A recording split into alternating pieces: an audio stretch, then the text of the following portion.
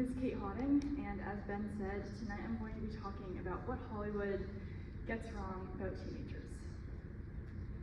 As varied as many high school students' experiences can be, almost all freshmen enter with a certain idea of what high school is going to be like.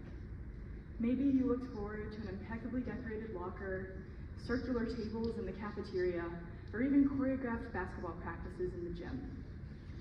As naive as the idyllic version of high school can seem upon reflection as a senior, you can't exactly blame your freshman self for this skewed perception. Chances are, years of movie and television messaging carefully shaped your expectations, a phenomenon that is not just limited to the high school experience. On the topic of high school though, by a show of hands, how many of you have learned about Plato's allegory of the cave? A few.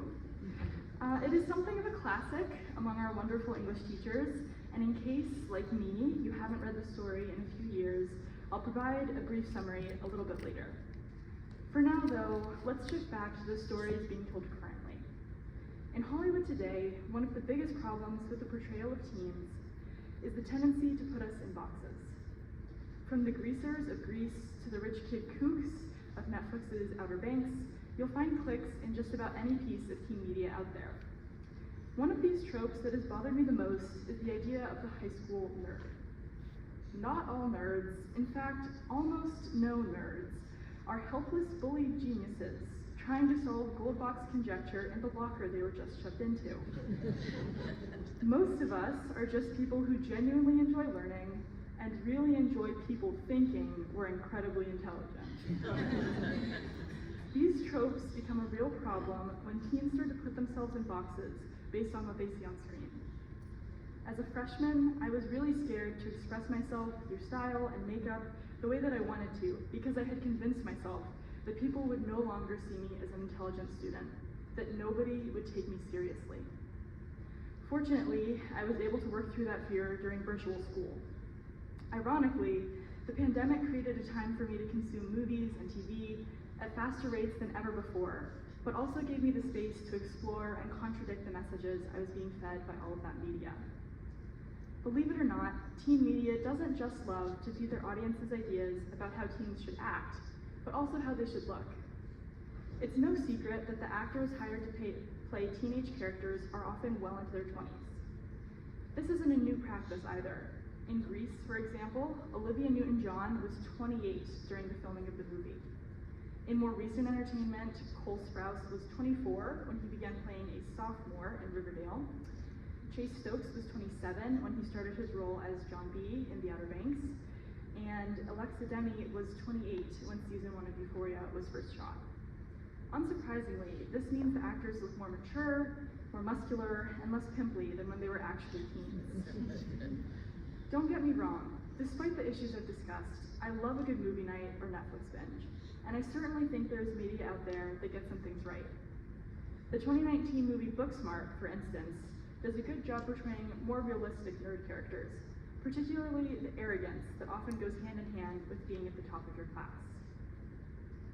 The beloved 2001 masterpiece Legally Blonde is another movie that does a fantastic job crafting a complex protagonist who defies expectations of supporting characters and of the audience. Regarding issues of casting, the movie 10 Things I Hate About You and the show Heartstopper are great picks to see teenage characters played by actors who are and appear to be teens themselves. So, you may be wondering, what does all of this have to do with the writings of Plato? Well, allow me to give a brief overview of his story, The Allegory of the Cave. Socrates, who does most of the story's speaking, describes a cave in which a group of prisoners in chains watch the shadows of various objects waltz across the walls. He goes on to propose a potential scenario in which one of the prisoners escapes his captivity and discovers the fire which aided in the creation of the shadows. Based on this scenario, Socrates poses the questions, quote, "If one would direct his attention to the artificial figures passing to and fro, and ask him what their names are, would this man not be at a loss to do so? Would he, rather, believe that the shadows he formerly knew were more real than the objects now being shown to him?" Though today's media is far more complex than mere shadows, and and people have a bit more awareness of what they are seeing than prisoners in a cave 380 years before the Common Era, there is still much wisdom to be taken from Plato's writing. The classic story challenges people to interpret what they're seeing with a critical eye. Between plots that are barely plausible and actors who are nearly double the age of their characters, giving the shows and movies we consume a little extra critical thinking can never hurt. The most important takeaway from all of this information is that young people are watching. As Dr. Amy Bleakley of UPenn said in 2016, quote, "In the absence of life experience, teenagers often learn from TV and movies as they're navigating uncharted waters, like gender roles or how to behave in relationships. Since then, the impact of media on high schoolers has only grown." According to a 2021 study conducted by JAMA Pediatrics, adolescents' recreational screen time more than doubled during the height of the COVID-19 pandemic. Now more than ever, young people need and deserve media which represents them with accuracy, honesty, and respect. Thank you.